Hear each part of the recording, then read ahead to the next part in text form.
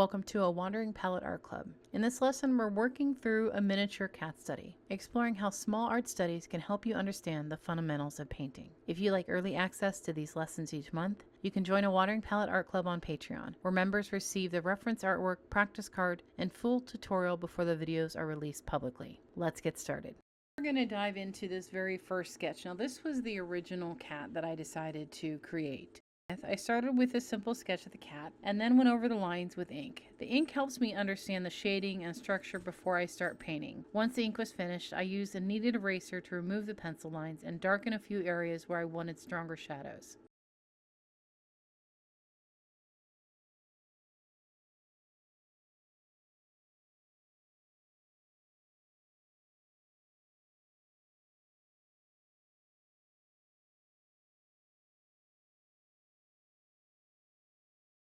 When it comes to watercolor, I paint very intuitively. I didn't use a reference image for this cat. I was mostly working from memory and from my general understanding of how light and shading falls on an animal. For the color palette, I used several yellows as a base and then layered in browns, oranges, and even touches of blues and greens. Often, the shadows in a painting come from the opposite colors of what you're painting. This helps create depth. Since the cat is looking upward towards the light, the brightest area is on the face, while the legs, underside of the chin, and the back of the body fall into deeper shadow. This video is meant to be something you can watch and paint along with, rather than a strict step-by-step tutorial. Try observing the process, experiment with your own colors, and see what version you create. If you have any questions while you're painting, feel free to leave a comment. I'm always happy to help.